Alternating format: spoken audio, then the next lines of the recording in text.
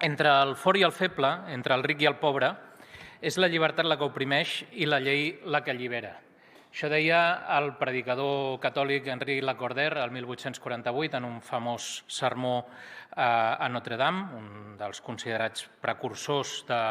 del cristianisme social o del catolicisme liberal. I penso que és una reflexió que segueix tenint a veure amb el debat que els portem avui. Una altra manera potser més moderna o més senzilla de dir-ho és que la llibertat sense regles és sempre la llibertat del més fort.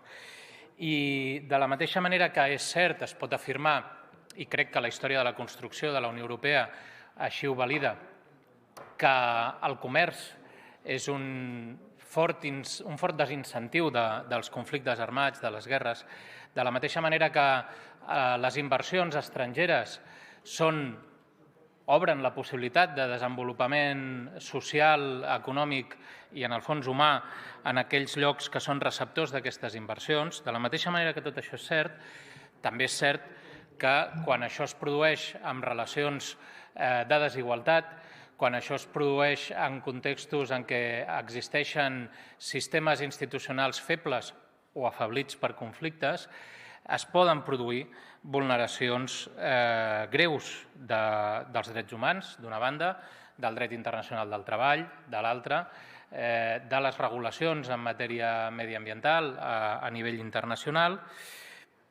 o també, òbviament, de l'ordenament intern dels països on es produeixen aquestes inversions o en les que existeixen relacions comercials notablement desiguals. És per tot això, i no per altra cosa, que existeix un marc regulador a nivell internacional i també europeu. Són, evidentment, coneguts els instruments per desenvolupar la Declaració Internacional de Drets Humans. També són conegudes, encara que no tan sovint respectades o desenvolupades, les normatives del dret internacional del treball, també en matèria de medi ambient, també en matèria de promoció de la pau o d'un desenvolupament humà sostenible. De fet, s'haurien de respectar els principis rectors de Nacions Unides sobre empreses i drets humans i existeix un debat en el qual, per cert, diversos estats membres de la Unió Europea han estat al capdavant de l'impuls d'aquests debats, però no només, també l'Equador, especialment des del 2013, un debat sobre l'establiment d'un tractat internacional en matèria d'empresa i drets humans que tingui un caràcter vinculant. Evidentment, aquest tractat que està en negociacions i que una delegació de la Unió Europea participa en aquestes negociacions i que, per cert, el Parlament Europeu hi ha donat suport en múltiples ocasions, aquest tractat encara no s'ha assolit i, per tant, no hi ha unes normes que siguin vigents, que siguin vinculants en matèria d'empresa i drets humans, provinents d'aquest tractat, tot i que, com deia, hi ha regulacions, també en l'àmbit europeu. Per exemple, la directiva 2014/95, que estableix obligacions a les empreses perquè acreditin l'acompliment, entre d'altres, amb les normes en matèria de drets humans.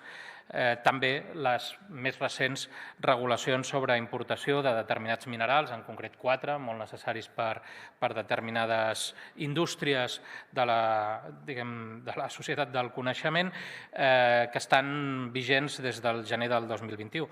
I, com deia, el Parlament Europeu ha estat un defensor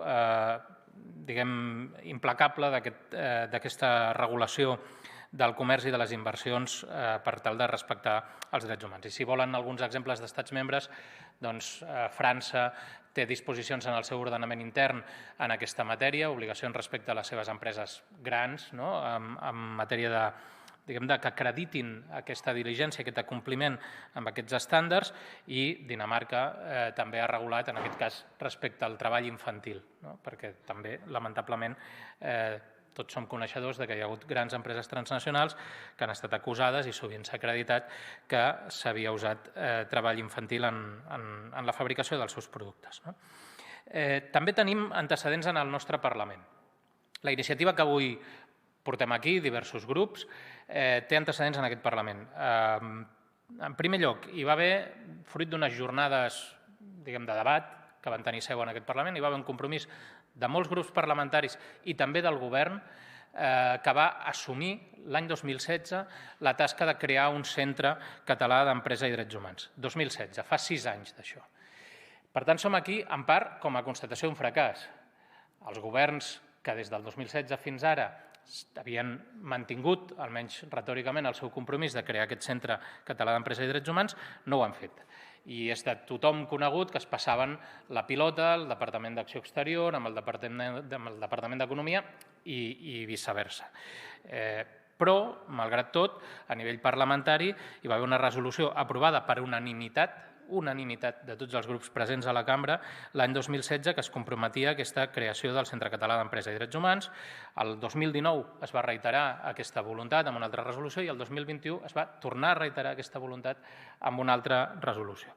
I finalment tenim la proposició de llei que ve avui aquí pel seu debat a la totalitat, és a dir, per dir-ho així, per veure si seguim amb la seva tramitació legislativa. La proposen el grup Socialista Units per Avançar, el grup d'Esquerra Republicana, el grup de Junts, el grup de la CUP Crida Constituent i el grup d'en Comú Podem. Cadascú, evidentment, defensarà els seus propis arguments. Des del punt de vista dels continguts, és una proposició de llei relativament senzilla, en què es crea, com deia, aquest Centre Català d'Empresa i Drets Humans com a organisme públic dotat de personalitat jurídica pròpia i independent tant del govern com d'agents privats o fins i tot de les organitzacions no governamentals que treballen en el camp de la cooperació i el desenvolupament. Té com a finalitats l'estudi, l'avaluació, el control i la innovació normativa en la matèria que el propi títol hi fa referència, de la relació entre les empreses, l'actuació de les empreses a l'exterior i els drets humans. I com a funcions té, molt resumidament, les de prevenir i alertar sobre activitats que potencialment vulnerin els drets humans, investigar queixes relacionades amb possibles vulneracions, requerir, si és menester, documentació a les empreses i la possibilitat de sancionar a les empreses si no s'atenen aquests requeriments d'aportar documentació. Això, sens dubte, serà un dels elements més debatuts en el tràmit parlamentari si, com sembla indicar els grups que porten aquesta proposició, continua la seva tramitació legislativa. També entre les funcions la d'elaborar propostes en matèria de contractació pública, elaborar instruccions pels processos de suport a la internacionalització de les empreses, assessorar i formular propostes al Parlament, al Govern de la Generalitat, elaboració d'un informe anual amb recomanacions i l'impuls de la innovació normativa. Valgui dir que, des del punt de vista del nostre grup parlamentari, probablement sigui necessari introduir millores en el text que tanmateix subscrivim i demanem la seva aprovació. Entre altres coses perquè la regulació dels mecanismes a través dels quals es puguin formular les queixes, qui té la titularitat d'aquest dret a formular les queixes o el propi règim sancionador es contenen ni més ni menys que en l'article que parla de les funcions del centre i, per tant, probablement fora bo escindir això en articles que específicament desenvolupessin aquests aspectes i que ho fessin d'una manera transparent, garantista, etc. Perquè jo crec que si veiem alguns dels briefings que han sorgit del Parlament Europeu en aquesta matèria, alguna de les frases que els encapçalen en la introducció, jo crec que ens poden inspirar a l'orientació general que li hauríem de donar. Evidentment, seria injust atribuir al conjunt de les empreses catalanes o fins i tot de les empreses transnacionals una vulneració sistemàtica dels drets humans, dels drets laborals o dels drets ambientals o dels pobles indígenes. Òbviament, seria injust fer-ho amb un caràcter general i tirant pel broc gros, però també seria mentir pretendre fer abstracció de que aquestes vulneracions existeixen i que és difícil arribar a establir les responsabilitats per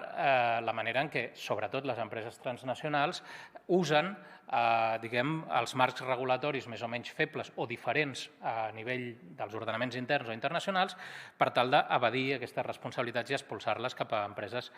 subcontractades o altres actors. I, per tant, jo crec que avançar en el camí, i acabo, per regular és important.